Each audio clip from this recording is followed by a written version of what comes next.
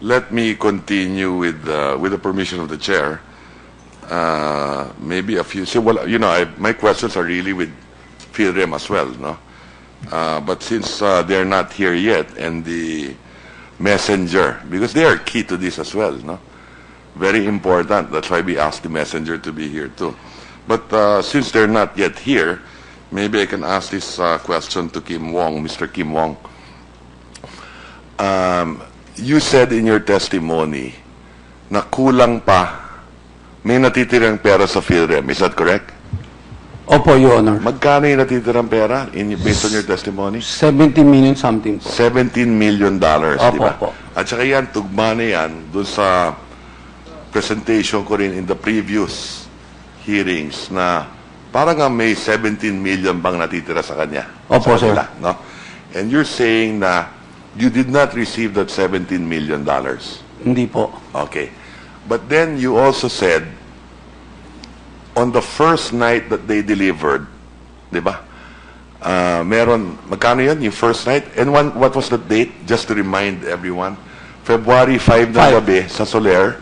Opo, February 5, 18 million pesos, tsaka 20 million pesos po. Okay. Cash po. Correct, di ba? And for several days, ang total na nakuha mo sa kanila was 400 million pesos and $5 million. Is that correct? Opo, plus yung 100 million nakuha sa SORE, plus 300 million, 400, plus 5 million US dollars. Correct. Opo. So total 400 plus $5 million. Now, Opo, sir. And how many times was that? Ilang kayong beses? One in Soler, one happened in Soler, and 3 sa bahay nila. Opo. 3 times po. So 4 na beses yan, di ba? Opo, sir. Okay, now. On the first night, February 5, anong oras ng gabi yun? Mga 7:30. 7:30. Opo. So binigay sa'yo 80 plus 20. Yung 20, sino nagbigay? Si Maya po. Si Maya nagbigay. Kaya may testimonya ka, yung kotse niya nandun, may letrato. Di ba? Opo, sir. Okay. And then you mentioned also, sinong kaharap mo? Kaharap mo ba si Konkon o yung babae? Ang una dumating po si Konkon po. Okay. Sino nag-abot ng 80 sa'yo? Yung Konkon kasi po, dumating mga magse-7 po. Dumating yung pera niya, mga 7:30 po. Tapos, yung tao niya po, dalawa. Kasama ni Konkon? Opo. Tapos yung isang driver ko po, tapos hinatid niya ako, Soler po, malayo po yun eh. Tapos umakyat po sa second floor. Tapos doon ho binilang yung 80 million, tsaka 20 million. Binigyan yung sa cage. Sino nagbilang? Yung cage na mismo? Hindi, ako mismo pumunta para correct. inabot ang bundle-bundle lang po. Correct. Tapos, para yung 80 million, para makita sa harap ng tao ni Konkon, 80 dala nila, so binilang bundle-bundle.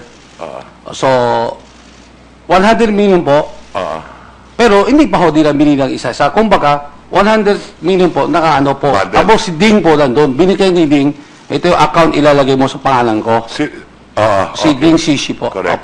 Okay. Opo. Nandun ba si Wei Kangshu? Wala po. Wala po. So on that first day, so ang testimonya dito kasi nung unang araw din ni yung asawa ni Konkon, yung babae sa PhilRem. Anong pangalan niya? Salud. Ang sabi niya, siya ang nagbigay sa iyo. So sinasabi mo hindi totoo si Konkon mismo ang nagbigay. Hindi, si Konkon kasi po nagdala. Oo. Late na ho kami nakita. Okay. Nakita mo ba si Salud? Opo. So nandun din siya? Late na ho siya dumating. Late siya dumating. Oo. Pero yung unang hearing kasi, hindi niya binabanggit si Konkon. Ang binanggit lang niya, siya ang nagdala, and then in the succeeding, yung messenger niya. In fact, wala nga sinasabi sa bahay nila eh. Kayo na lang ang nagsabi sa bahay nila na tinanggap na rin nila sa bahay nila nangyari, yung iba. Di ba? Opo, pero si Konkon pong nagdala eh. Kasi may mga tao naman nakakita po yun. Okay. Opo. Now, the next point is, maliwanag ba kay Konkon na ang kausap nila talaga dyan, ikaw, hindi si Wei Kangshu? Ibig ko sabihin, kasi meron sila resibong pinakita, di ba? Ganito po sir. Kasi sabi ho ni Dila Konkon, yung 100 million, kanila lagay. So, sabi ni Gao, kailangan may recipient nila Konkon kung sino. So sabi ko, Gao, tingin isang pang 100 million lang. So sabi ko kay Konkon, na ito, pang 100 million lang, pesos lang po. Kasi isang balitang player lang po. O yun, tapos na, nagkaganon-ganon sila ni Ding tsaka ni Gao. Sabi ni Ding, akin mo na itong cash. Suppose we dapat dadalhin sa Maidas. Sabi ni Ding, hindi, gusto na namin maglaro na, kaya dinala sa taas. Opo. Ang puntos ko dito, Opo, sir. Mr. Wong, is Opo. this, no? Gusto kong i-establish kung totoo bang may taong Wei Kangshu. Totoo po, may tao po si Wei Kangshu. Player po ni Gao sa Maidas po. Correct. Okay. Opo. Pero nung araw na yon sa Soler, nandun ba yung Wei Kangshu? Wala po. Marami ako ngayon nagtatanong sa akin, saan ba si Wei Kangshu? Sabi ko, hindi lang po nila nakita. Okay. So, kasi dito sa resibo na pinapakita nila, na binigay sa committee, ang tumanggap daw si Wei Kangshu. Yun ang sinasabi nila eh. Hindi ko po alam yun. So, sinasabi mo na at least on that day, hindi totoo na wala si Wei Kangshu doon sa Soler. Yung sa araw lang po yun. Yung 100 milyon. Opo, wala po talaga. Wala siya doon. Wala po. Okay. At nag-dinner pa kayo. Opo. Di ba? Opo. At sino magkasama sa dinner sa Soler? Si Maya po, ako po, si Konkon, tsaka si Mrs. Konkon po. So, 4 kayo. Opo. So, alam nila talaga na ang delivery ay para sa iyo, para kay Ding ba yun, o kung sino yun, Mr. Gao or whatever. Actually po si Gao, tsaka kay Ding. Opo. Tama. Opo, Okay. sir. At hindi si Wei Kangshu. Wala po. Sinabi lang po namin kasi na yung 100 million, kasi una-una, sabi ni Gao, para sa player niya, para makapag-umpisa. Kaya lang to si Ding, akin mo na yun, gusto namin yung daruhin kagad. Tama. So, kumbaga, parang siya ng recipient ng po, doon sa 100 million So, sa pesos. madaling Opo. salita, Mr. Wong, sinasabi mo, nagsisinungaling sila at they fabricated evidence, yun ba ang sinasabi mo, na meron dito resibo na nakapirma yung messenger na ito inabot to kay Wei Kangshu. Hindi totoo yun. Kasi nandun ka. At least on the first instance. Opo. Sinasabi ko lang po yung actual po, pero hindi ko alam po paano ginawa nila. Hindi ko po alam. Okay. Tapos sa bahay nila, meron ka bang kasamang Wei Kangshu nung pumunta kayo sa bahay nila para kunin yung ibang pera? Wala po. Wala rin. Opo. Not at any time. Wala po. Wala. So alam nila na ikaw talaga ang kausap in behalf of Gao o Ding o kung sino man yung Pinapakuha lang po sa akin nila Ding Pinapakuha, ganito. kaya nga, Kasi, kailangan daw nila yung Tama. yung pera po. Okay. Opo. So, hindi totoo yung Wei Kangshu. Wala po. Wala. Okay. So, para at least maliwanag yun, base sa testimonya ninyo. Kasi meron dito mga resibong pinakita na nakapirma yung Wei Kangshu. So, lumalabas nga dito, may nawawalang 17 pa. Dahil yung more or less na naka-entrust na sa Bangko Sentral natin, yung $4.6 million, yung 38 million pesos, may 107 million sa Soler, at merong pangakong 450 million na ibabalik kayo sa Bank of Bangladesh through the AMLAC, di ba? Yun ang nabanggit ninyo, no? Opo, sir. So, halos kalahati na yun eh. Noong 34 na kwenta natin nung Opo, sir. Opo. So, you stand by na may 17 million. Kasi po, hinahanap ni Ding tsaka ni Gao po yun eh. Hanggang ngayon. Hindi po, nung that time po, nag-away po kami. So, meron nagtago ng $17 million. Maliwanag. Palagay ko po. Sige. Okay, maraming salamat. Isang tanong na lang sa RCBC. I know that this is a difficult question to answer. But let me lead to that. No? How much was your profit last year? Last year. Yeah. 7 billion, more It's or about less? 5.2 billion. 5.2. So more or less, you make about 5 billion a year Yeah, around that. on the average. No? And the total assets is about half We Half a ended trillion? we ended 2015 with 534 billion Okay. total assets. And the total capital of RCBC is About 56 billion. 56 billion. The market cap of RCBC is Probably around 40 to 45 billion today. I haven't looked at the stock price today. okay. But prior to this happening, what was the market cap of RCBC? Probably a few billion higher than 40 to More or less, 45 more or billion. less. Probably around 45 billion. Yeah. But For- you know, the best valuation, Your Honor, last year we brought in Cathay Financial Holdings from Taiwan, Yes. the biggest financial services group in Taiwan, and they valued the bank at around 90 billion pesos. 90 billion pesos. And market cap today or yesterday was what, 42 billion? Around 40 to 45 billion, more or less. So kung valuation-wise, you're 50% less of what it should be. Yes, Your Honor. So you've taken a hit because of this issue. Well, you can see the fluctuation Yeah. in the So stock on price. paper, depends, on paper, you've lost 40, 50 billion on paper. well, it's not entirely because of this issue, Your Honor. I think Yeah. the general Philippine stock market corrected after May. I understand. I understand all of that, no? Yeah. But it's significant. I mean, kahit papaano natamaan in that sense, ha? Yes. Now, assuming lang, just to put on record, no? If we're talking about $80 million and 30 million masasoli, assuming lang, natira 50 million. $50 million at roughly 2.2 billion pesos. Assuming that the RCBC gives this to the Bank of Bangladesh, your 5 billion profit minus 2.2, kita pa rin kayo ng 3 billion. And then maybe your market price will improve back to what it used to be. And you would gain from that anyway.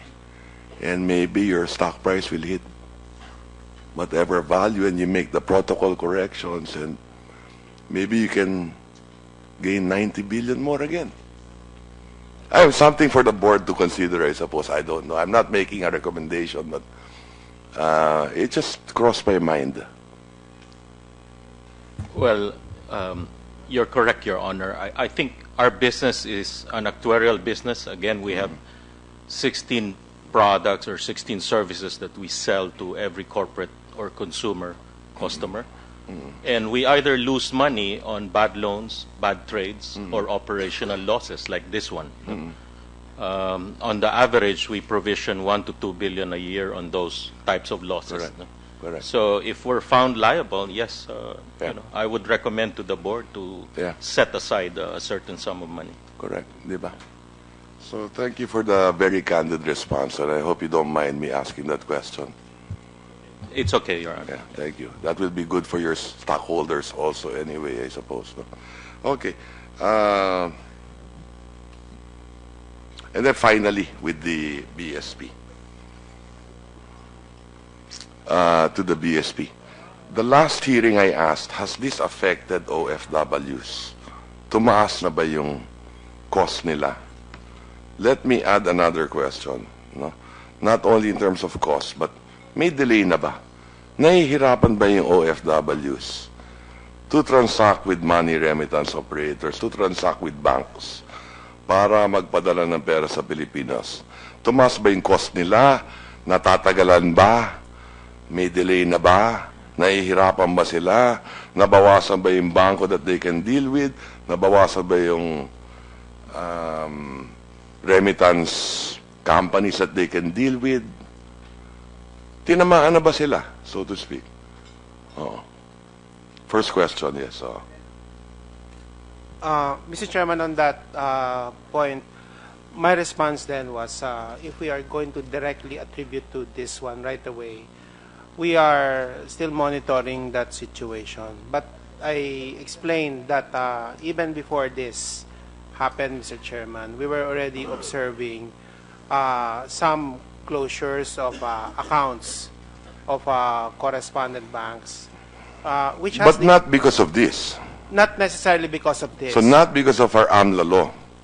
Well, Mr. Chairman, I think the way to appreciate that is these accounts were being closed down by some banks overseas, mainly because of their business assessment regarding the AMLA risk in the country. And for that, they consider... When you say the AMLA risk in the country because our AMLA law is insufficient, that is part of their... and when you say correspondent banks, are you talking about foreign banks? Yes, Mr. Chairman. Not the local banks? Not the local banks, Mr. Chairman. So because... So it could either be of two things, di ba? They want the business for themselves. Well, yes, that's why... I mean, it's their business model. Ayaw nilang to deal with our own banks. Pinahihirapan nila yung bangko natin para yung negosyo mapunta sa kanila. That's one. Or two, if it's AMLA, because, we can all see the threat of terrorism globally. So timing kasi ngayon You have all these problems on terrorism in Europe. Diba? That's right, Mr. Chairman. So these are possibilities. Correct. That's why... but nothing related to this incident yet. I don't think I'll be able Okay. to make that strong conclusion at this point, Correct. Mr. Chairman. No, because you said, my question is about this incident. May naramdaman na kayo.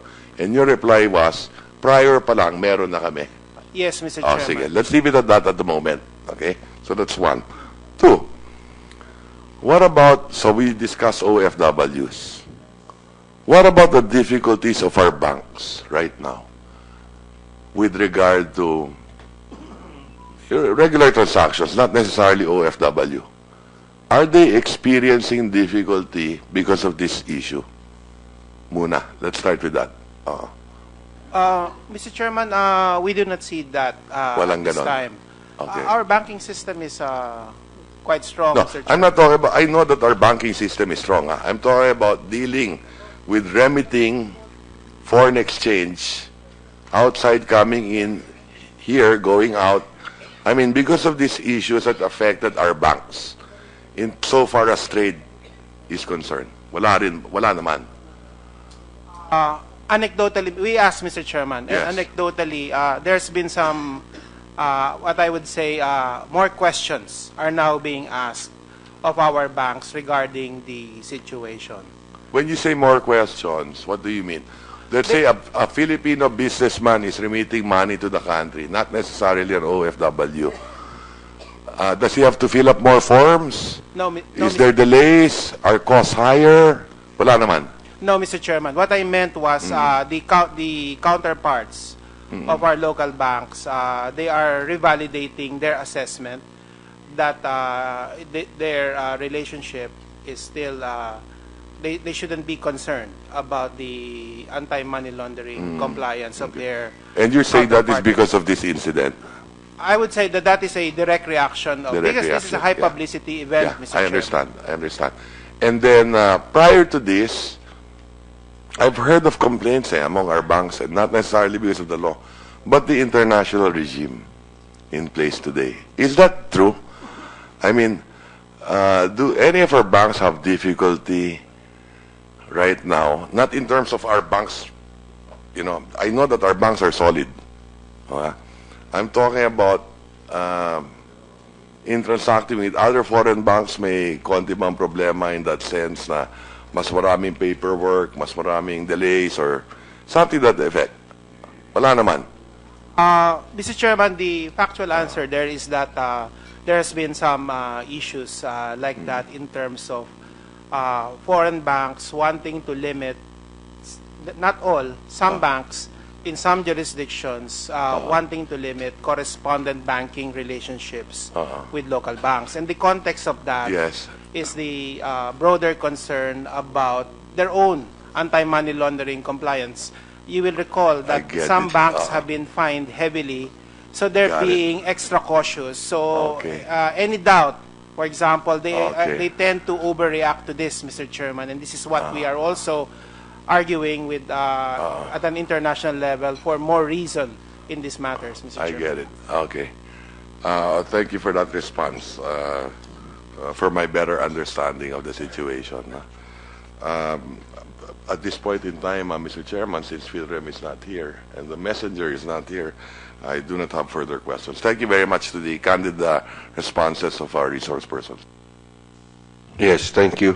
PhilRem, I see the lawyer is here. What happened to your clients? Good morning, Your Honor. I was told the salute is on her way. I just came from court. Sorry for the delay. So I thought she would be here already, but I was said she was on her way. So maybe she'll be in a few minutes, Your Honor. All right, all right. Is the yes, Deputy Governor? Mr. Chairman, our SWIFT code expert is available at this point. Okay, then can we have him? Her. Okay, thank you. Bakante po dito para hindi na magano si Deputy Governor. Dito na po. Okay, whatever. Sige.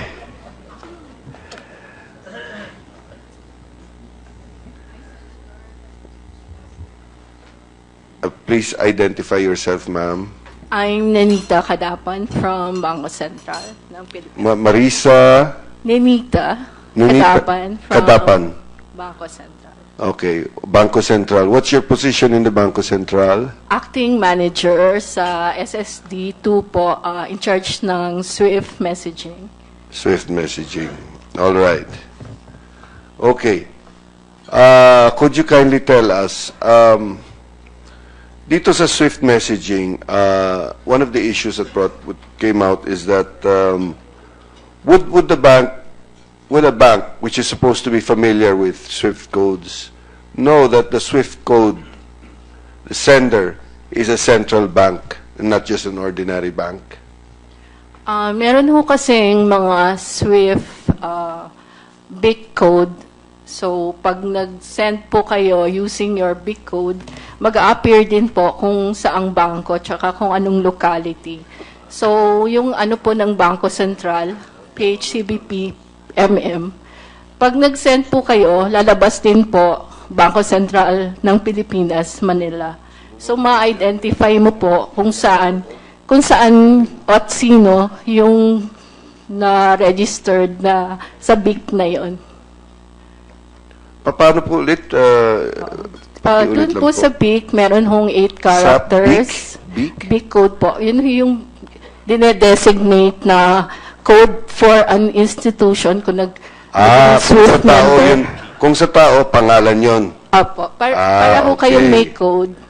So, binibigyan ho kayo ng code ng SWIFT kung nag-register kayo as a member. Tapos po, pag nag-send po kayo ng messages, mag-a-appear din po kung ano yung institution nyo, tsaka kung saan kayong locality. So iba po. Kunyari, Citibank po, Manila, Citibank, New York, may iba-iba po siyang big code. Big code? Opo. BIG? BIC po. BIC? BIC? Identifiers code po. Parang doon ka ma-identify na yun po yung gagamitin mo to make or to send messages. And would banks ordinarily know if it's a central bank or not based on the BIC code? Ano po, makikita po yung bank nyo kasi pag nag-encode po kayo ng BIC code, mag-a-appear din po yung bank tsaka kung saan locality, kung saan place. And the receiver of the message from the sender would know. Opo. Kasi pwede nyo rin no, kung hindi yung updated some big code po, hindi nag-a-appear. Kasi pwede ho kayo mag-extend ng 3 characters. For example po, yung sa Central Bank, PHCBP, pwede kayong maglagay ng international for specific na unit. So doon po, pwede nyong i-check. Pwede na hong i-google ngayon kung saan po siya naka-assign. So, if ever po na gusto mong i-identify kung saan yun galing, ma-check naman po, mabi-verify. Hindi po. Pero based on the BIC code, the name, you would know if it's a central bank. Apo.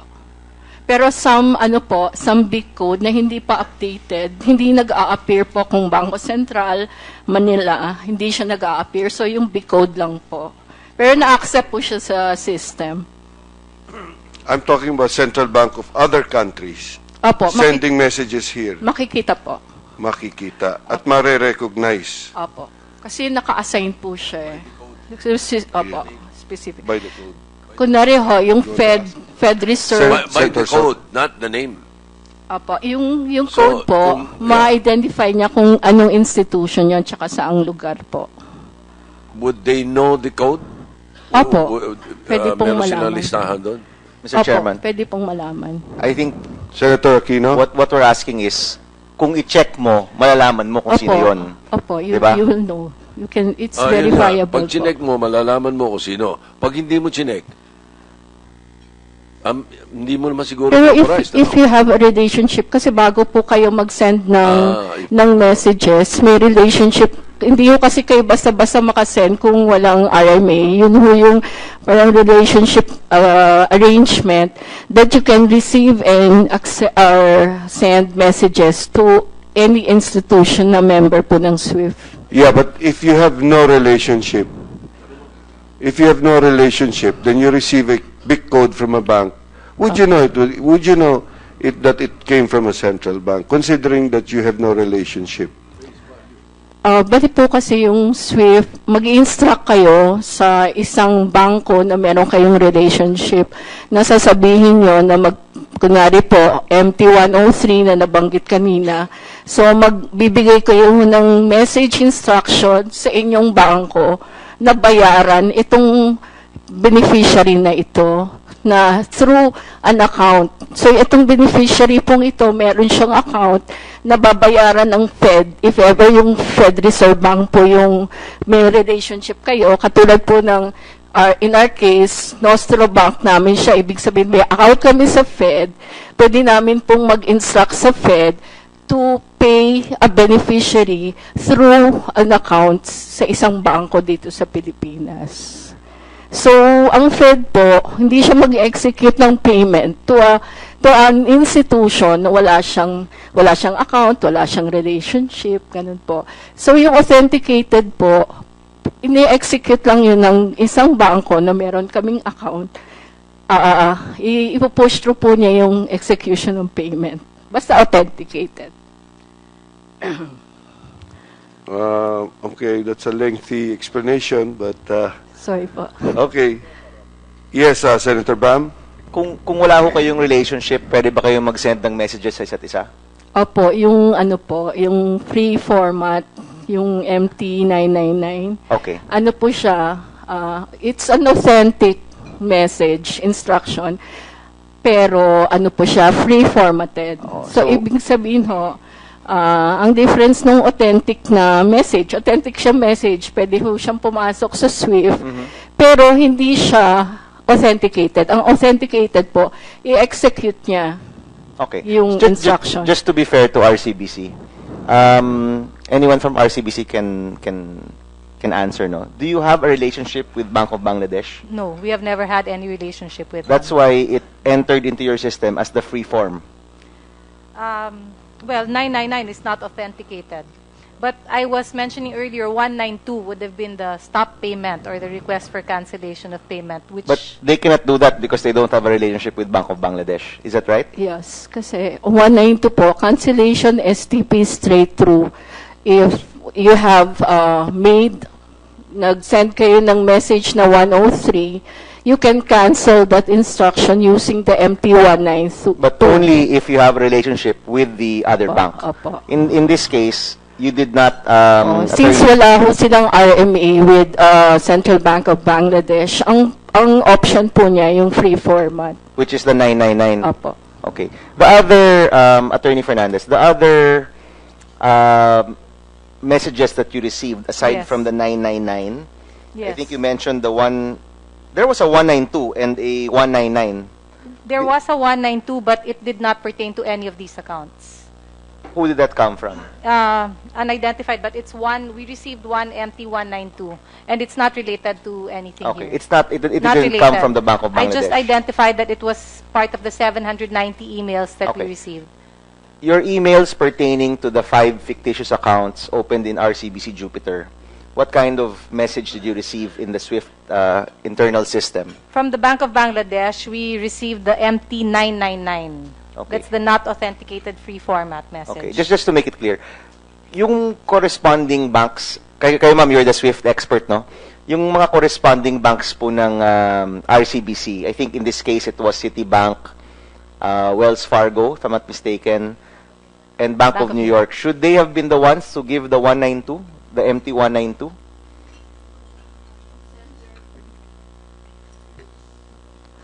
In our case, when we send, if you're the sending bank, kayo po yung nag-send ng instruction, you should be the one to send the cancellation instruction, the MT192. No, but in this case, wala naman silang relationship kay Opo. RCBC, so they could not send an 192. They could only send a 999. Is Opo. that right? Pero authentic message din po yun. Dapat i-check din po.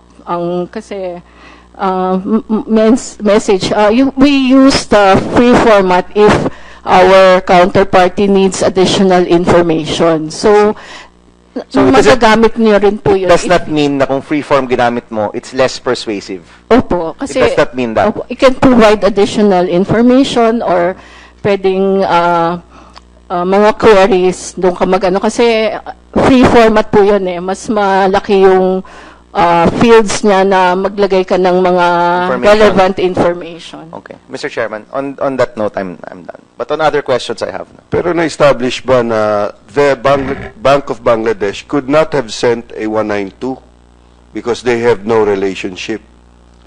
192, authenticated po siya. Yes. So, dapat may RMA po kayo.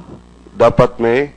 Yung meron hong relationship na kapag establish yung kayo So ng in this case, management. walang relationship. So they Opo. could not have sent a 192. Hindi po. Tsaka yung 192 po, may reference siya na kailangan to cancel the message.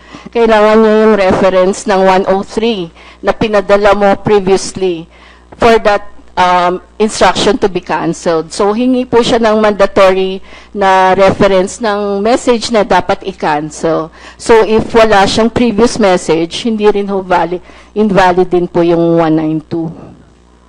Okay. Yes, RCBC. Your Honor, just to also add, we never received any 192 from any of the correspondent banks.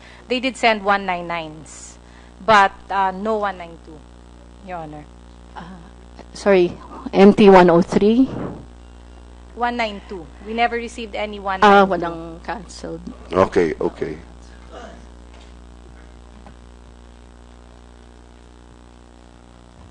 In that case,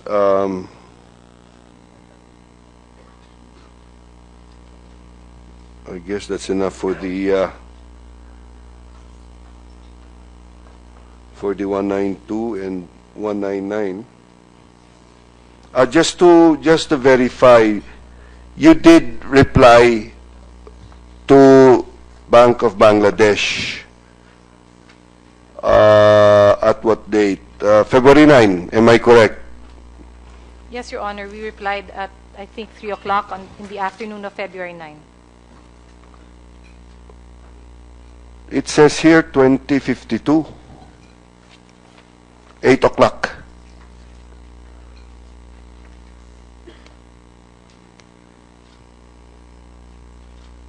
I'm sorry, sir, I don't see the time, but we did reply on February 9. Our reply indicated, we acknowledge receipt of your notice. Acting on your instructions, we have placed on hold the remaining proceeds from the transactions which you have labeled doubtful transactions.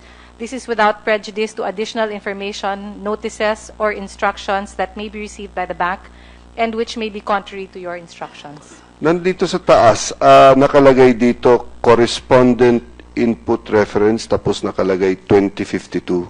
Can you see it?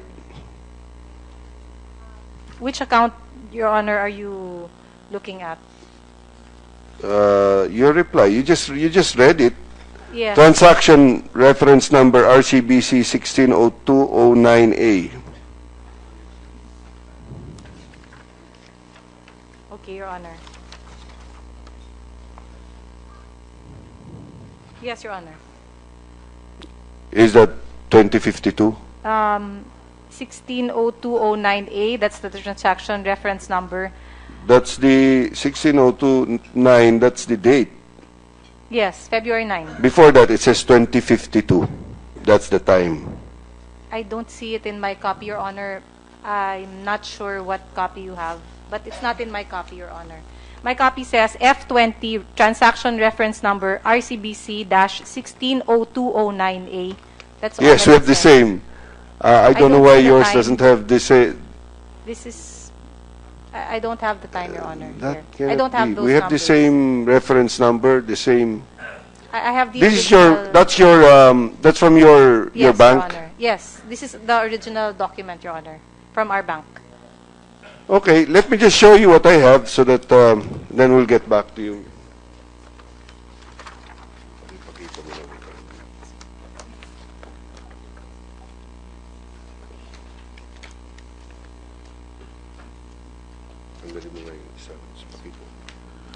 Moving on, we'll go back to you after you've examined it. I just want this issue cleared before we move on. I understand, Philrem is here, but it seems you are all alone. Where is Mr. Concon Bautista? Sir, I'm sorry for being late. I just came from the hospital. I had to attend to my husband. Your husband's in the hospital. Yes, Your Honor. What's wrong with him? He has an acute stomach pain, so I had to talk to the doctor. Okay. Where is your messenger? Your He Honor, also has stomach pains? no, Your Honor, my messenger is not feeling well, but I have his affidavit with me. Your messenger is not feeling well again. Yes, Your Honor. So every hearing he will be not feeling well. I don't know, Your Honor. I hope not.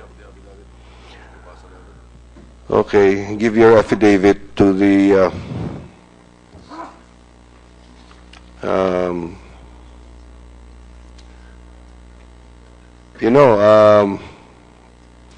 you really give us this feeling of evasion. A messenger not feeling well once during a hearing, maybe. But this is another hearing 1 week apart, and still your messenger is not feeling well again. At any rate, let's move on. We'll get back to you. My colleagues have been waiting for your presence, and they will be asking you questions. I just wanted one thing cleared. Let's go back to RCBC. Anyone, please.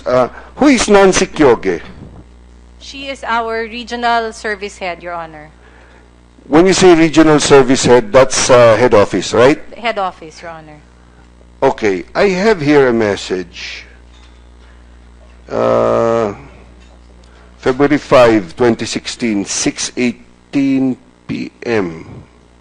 Nancy Kyoge wrote, who is Sir Beng? Sir Beng, I called up Sir Mael, panay sir to, and he's asking if we can hold the crediting to the account first while he's trying to contact DSD Atoy and BM Maya. Thanks, Nancy Kyoge. Could anyone explain to me what this is?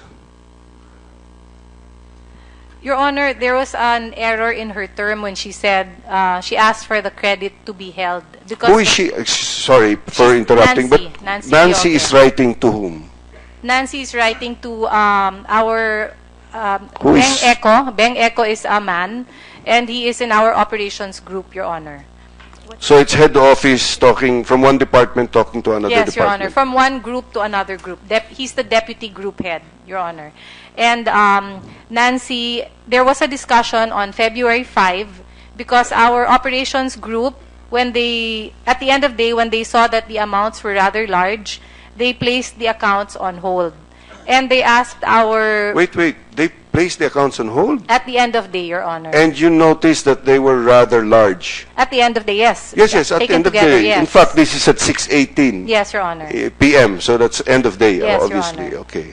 Go ahead, please. So our operations group contacted our retail branches, retail banking group, and advised them that they were putting it on hold until further information from the branch.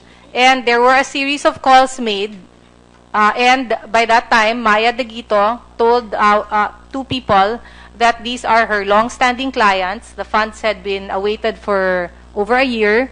The documents were all in order. And on the basis of that, several calls were made and the hold was lifted on that evening, Your Honor.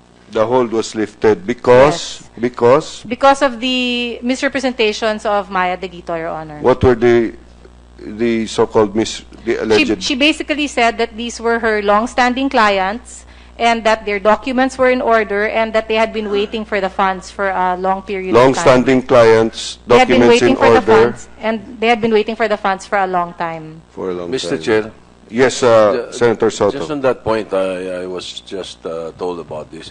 Is it true that the practice in bank treasuries is to have phone conversations recorded? For trades, Your Honor, yes, it's Yes, the to practice. backtrack in case there Yes, is a Your dispute, Honor. diba? Yes. So are these phone conversations that you're No, talking about recorded? Your Honor, they're not. Why not? Well, they're not trades, so it's not covered. And I would assume that many of the calls were made using a mobile phone because of the time. So this practice is no longer feasible? We record conversations on landlines, and this would pertain to trades or orders, but not pertaining to a discussion of this nature. And I am almost certain that the phones used were mobile phones, Your Honor. Even in the case of the branch and in these transactions with I'm not the sure account what. holders of Go, Vasquez, I have no idea on those, Your Honor. Can Maybe you look into Maya that? is the better person. can you look into that? Yes, Your Honor. Thank you. Then I have another, yeah, 6:22 p.m. Sir Loreto, this is a valid remittance. BM, I suppose, is branch manager, should coordinate with clients on the nature of this inward, and we have to make sure that these accounts pass through the proper KYC procedure. Please call Atoy and let them decide if we hold the credit or not. What do you mean by the hold the credit or not? The term is so carelessly used, Your Honor. The credit has been done. It's to hold the account or not. So at that point, they were already, if the sender of that is Nancy Kyoge, Your Honor, they were discussing if the account Yeah, the sender, I'm sorry, it's Nancy Kyoge. if Yeah. the account should be held, given KYC considerations, given that the amounts were large. Basically, the boots on the ground would be the branch. And so questions would then be referred to the branch to ask what kind of accounts are these. Because an amount in itself, even if large, may be justified under different circumstances. That's why there's always a need to refer to the branch, Your Honor. Yes, but then you just admitted you do have the power to hold. The thing is, you did not hold this because you said the representation of the branch Yes, Your manager Honor. said that basically it's all right. It would be hold. But if the branch manager Yes. did say, you know, there's something wrong with this, Yes, yes. then you would have been Yes. able to hold. Yes, Your Honor. It's a temporary hold that we exercise. Our system and processes provide for that, Your You Honor. would be able to make a Yes. temporary hold. Yes. And you did notice that it was a large amount. That's why We did. these emails were. Our processes are in place, Your Honor. It just so happened that our branch manager gave us wrong information and What would unfortunately, you? that's what Okay. What would you have done had the branch manager told you there's something wrong with this? So you would, of course, you'd put Yes. it on hold. Then what else? What else would Then you we would done? have called the account holder as well as the sender. And we would have found out what's happening. But in this case, it's really the account holder yet. There was no information or anything from Bangladesh at this time. We would talk to them, verify what is wrong, what is this for, can I see your KYC documents, a very detailed process. That is the proper procedure. that In should other words, happen. you'd have your own parang investigation of. Yes, by the branch, assisted by the levels above the branch. But you're saying now because of the representations of the bank manager, basically she said, "Hey, these accounts are all right." Then you did The say, hold was lifted, Your Honor. sorry. The hold was lifted. Yes, yes. Let me continue with the permission of the chair. Maybe a few. So, well, you know, my questions are really with Philrem as well, no? But since they're not here yet, and the messenger, because they are key to this as well, no? Very important. That's why we asked the messenger to be here too. But since they're not yet here, maybe I can ask this question to Kim Wong, Mr. Kim Wong. You said in your testimony na kulang pa, may natitirang pera sa PhilRem. Is that correct? Opo, Your Honor. Magkano yung natitirang pera based on your testimony? 70 million something po. $17 million, di ba? Opo. At saka yan, tugma na yan dun sa presentation ko rin in the previous hearings na parang nga may 17 million bang natitira sa kanya. Opo, sa kanila, sir. no? And you're saying na you did not receive that $17 million. Hindi po. Okay. But then you also said, on the first night that they delivered, di ba? Meron, magkano yun, yung first night? And what was the date? Just to remind everyone. February 5 ng gabi sa Soler. Opo, February 5, 80 million pesos, tsaka 20 million pesos po. Okay. Cash po. Correct, di ba? And for several days, ang total na nakuha mo sa kanila was 400 million pesos and $5 million. Is that correct? Opo, plus yung 100 million nakuha sa Sore, plus 300 million, 400, plus 5 million US dollars. Correct. Opo. So total 400 plus $5 million. Now, Opo, sir. And how many times was that? Ilang kayong beses? One in Soler, one happened in Soler, and 3 sa bahay nila. Opo. 3 times po. So 4 na beses yan, di ba? Opo, sir. Okay, now, on the first night, February 5, anong oras ng gabi yun?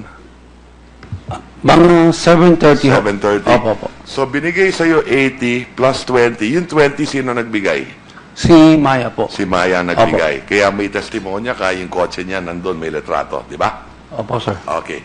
And then you mentioned also, sinong kaharap mo? Kaharap mo ba si Konkon o yung babae? Ang una dumating po si Konkon po. Okay. Sino nag-abot ng 80 sa'yo? Yung Konkon kasi po, dumating mga magse-7 po. Dumating yung pera niya, mga 7:30 po. Tapos, yung tao niya po, dalawa. Kasama ni Konkon? Opo. Tapos yung isang driver ko po, ang binanggit lang niya, siya ang nagdala, and then in the succeeding, yung messenger niya. In fact, wala nga sinasabi sa bahay nila eh. Kayo na lang ang nagsabi sa bahay nila na tinanggap na rin nila sa bahay nila nangyari, yung iba. Di ba? opo, pero si Konkon pong nagdala eh. Kasi may mga tao naman nakakita po yun. Okay. Opo. Now, the next point is, maliwanag ba kay Konkon na ang kausap nila talaga dyan, ikaw, hindi si Wei Kangshu? Ibig ko sabihin, kasi meron sila resibong pinakita, di ba? Ganito po sir. Kasi sabi ho ni Dila Konkon, yung 100 million, kanila lagay. So, sabi ni Gao, kaya may recipient nila Konkon kung sino. So, sabi ko Gao, pingin isang pang 100 million lang.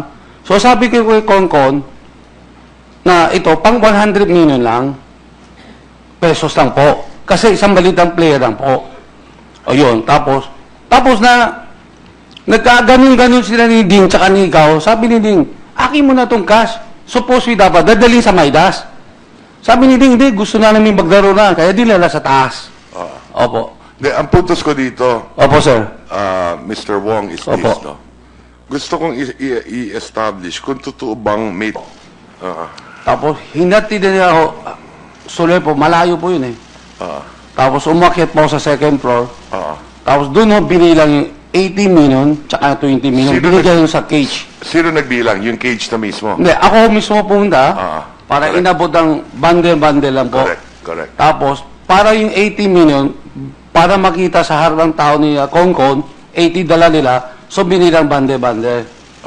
So, 100 million po, pero hindi pa ho nila binilang isa-isa. Kumbaga, 100 million po, nakaano po. Bundle. Tapos si Ding po nandun, binigay ni Ding, ito yung account ilalagay mo sa pangalan ko. Si okay. Ding Shishi po. Correct. Okay. Opo. Nandun ba si Wei Kangshu?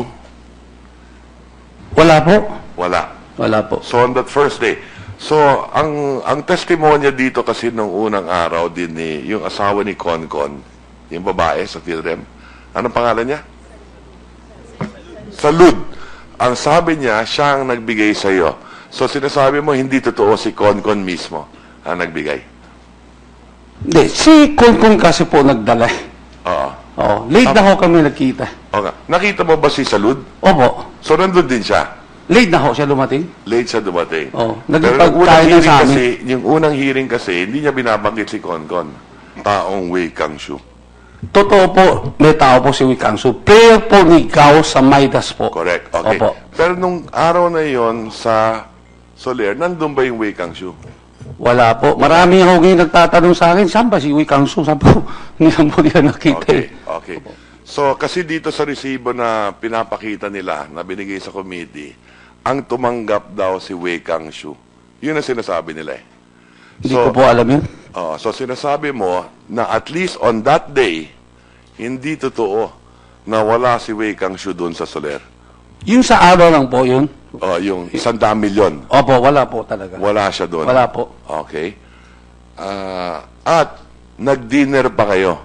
Opo. Di ba? Opo. At sino magkasama sa dinner sa Soler? Si Maya po, ako po, si Konkon, tsaka si Mrs. Konkon po. So apat kayo. Opo. So alam nila talaga na ang delivery ay para sa iyo, para kay Ding ba yun o kung sino yun, Mr. Gao or whatever. Actually po si Gao, tsaka kay Ding. Opo. Tama, tama. Opo, Okay. sir. At hindi si Wei Kangshu. Wala po. Sinabi lang po namin kasi na yung 100 million, kasi unang-una, sabi ni Gao, para sa player niya.